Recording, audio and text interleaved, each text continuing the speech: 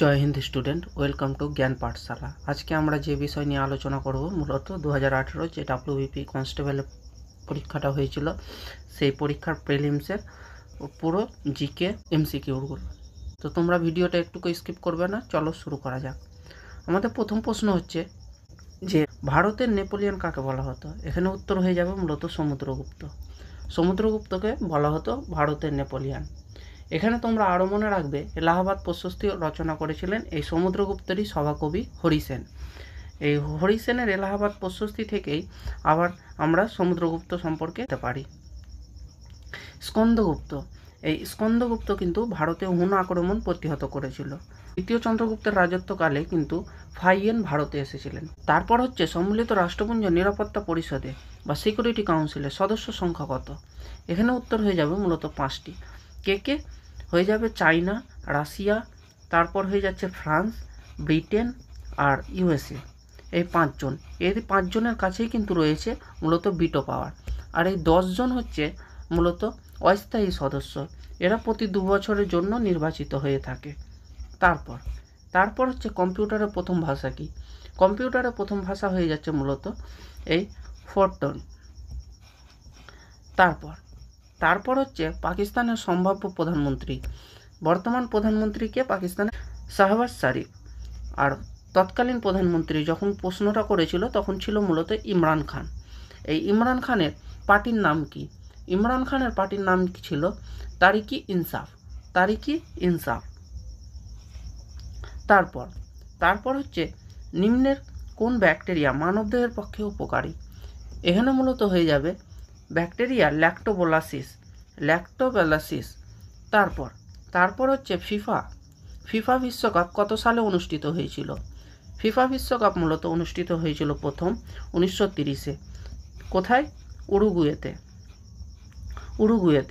এই উরুগুয়েই কিন্তু প্রথম জয়লাভ করে, কাকে? আর্জেন্টিনাকে হারিয়ে। এবার এখানে প্রশ্ন হচ্ছে যে 2022-এ যে ফিফা ওয়ার্ল্ড কাপটা হলো তার বিজয়ী দলকে। 2022-এ ফিফা ওয়ার্ল্ড কাপের বিজয়ী দল হয়ে যাচ্ছে আর্জেন্টিনা। লিওনার্দো মেসি কিন্তু পেয়েছিল গোল্ডেন বল আর এমবাপে পেয়েছে গোল্ডেন বুট। এমবাপে কিন্তু এই খেলায় সর্বোচ্চ বা সব থেকে বেশি গোল করেছিলেন। এমবাপে কোন দেশের খেলোয়াড়? এমবাপে হয়ে যাচ্ছে ফ্রান্সের খেলোয়াড়। তিনি মোট 8টি গোল করেছিলেন, 8টি। তারপর নিম্নের কোনটির প্রস্তাবে গণপরিষদ গঠিত হয়েছিল। মূলত ক্যাবিনেট মিশন পরিকল্পনার প্রস্তাবে গণপরিষদ গঠিত হয়েছিল কততে? 1946। তারপর হচ্ছে ভারতের সর্বপ্রাচীন পর্বতমালা হলো। ভারতের সর্বপ্রাচীন পর্বতমালা আরাবলী। তারপর হচ্ছে কিসের বেগ মাপার জন্য নটিক্যাল মাইল প্রতি ঘন্টা ব্যবহার করা হয়। এখানে হয়ে যাবে মূলত জাহাজের বেগ মাপার জন্য নটিক্যাল মাইল প্রতি ঘন্টা ব্যবহার করা হয়। 1 নটিক্যাল ইকুয়াল টু কত? 1852 মিটার। তারপর কোন প্রাণী পশ্চিমবঙ্গের রাজ্য প্রতীক। এখানে হয়ে যাবে মূলত মেছো বিড়াল হচ্ছে আমাদের পশ্চিমবঙ্গের রাজ্য প্রতীক। এখানে আরও যে পাখি যদি বলতো, পাখি হয়ে যাবে কিন্তু সাদা বুক মাছরাঙা। আর যদি বলতো ফুল তাহলে হয়ে যেত শিউলি। গাছ বলতে গেলে কিন্তু ছাতিম গাছ। তারপর সম্রাট আকবর কোন জায়গার বিজয়কে স্মরণ করে রাখতে বুলন্দ দরওয়াজা নির্মাণ করেছিলেন।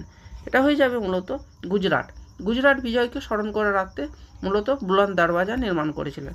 তারপর স্বচ্ছ সমীক্ষা অনুসারে বর্তমানে ভারতের, এটা যখন বলেছিল সেই সময়কার কিন্তু 2018 তখন হয়ে যাবে মূলত ইন্দোর।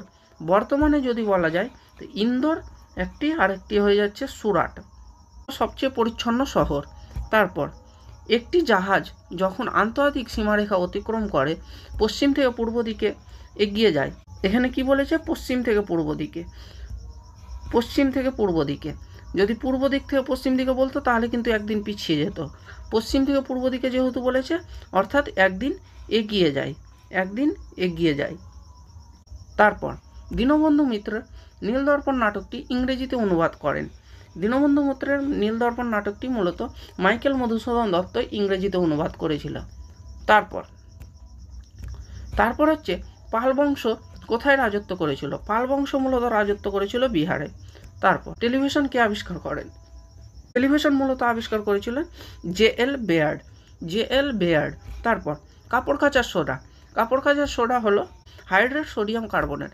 তারপর ক্রিকেট খেলার নিম্নে কোন শব্দটি ব্যবহৃত হয়? এখানে হয়ে যাবে মূলত সিলি পয়েন্ট। Seely point. তারপর ক্রোয়েশিয়ার রাজধানীর নাম কি? ক্রোয়েশিয়ার রাজধানীর নাম হয়ে যাবে মূলত জাগ্রেব।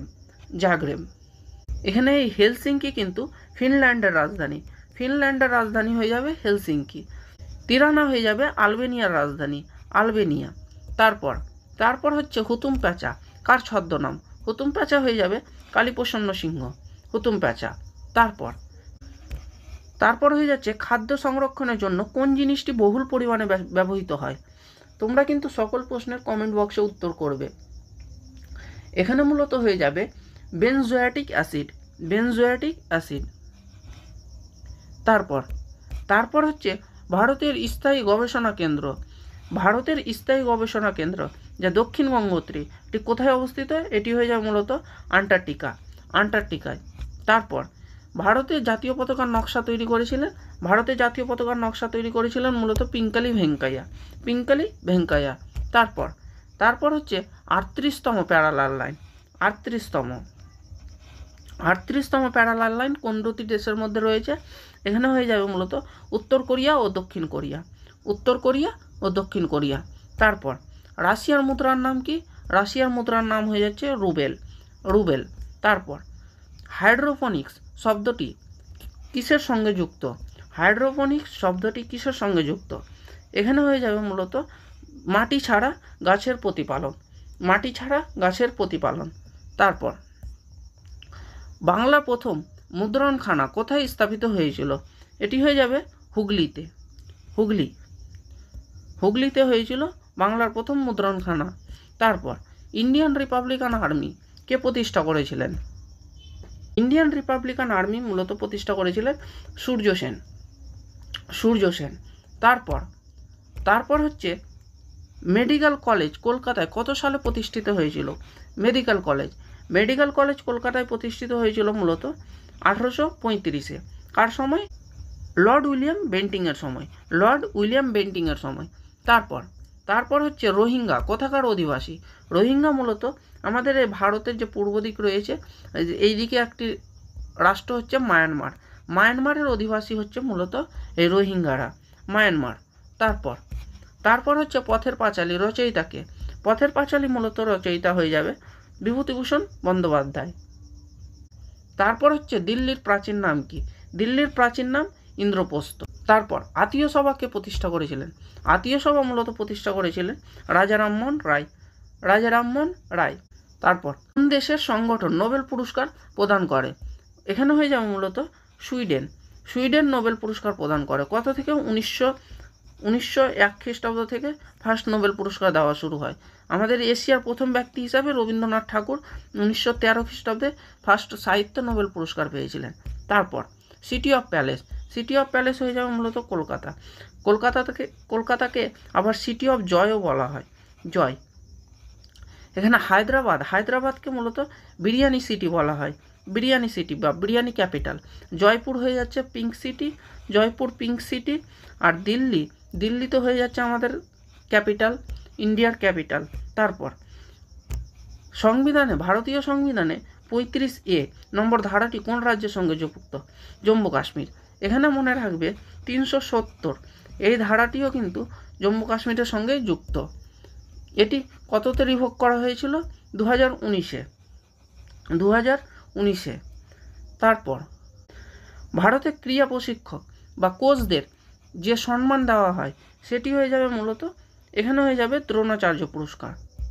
এই দ্রোণাচার্য পুরস্কার দুই ধরনের হয়ে থাকে, একটা হচ্ছে লাইফ টাইম আর একটা হচ্ছে রেগুলার ক্যাটাগরি। লাইফ টাইমে মূলত 15 লাখ টাকা অনুদান দেওয়া হয় আর রেগুলার ক্যাটাগরিতে মূলত 10 লাখ টাকা। তারপর হচ্ছে লিক্সিওগ্রাফি কথাটি কিসের সঙ্গে যুক্ত? এখানে হয়ে যাবে অভিজ্ঞান সংকলন। তারপর নিম্নের কোন শস্যটি মাটিতে নাইট্রোজেনের পরিমাণ বৃদ্ধি করে? এখানে হয়ে যাবে মূলত মটরশুঁটি। তারপর গরবা, গরবা কোন রাজ্যের লোকনৃত্য? গরবা হয়ে যাবে মূলত গুজরাটের। উত্তরপ্রদেশের কি আছে? উত্তরপ্রদেশে আছে নটঙ্কি, রাসলীলা।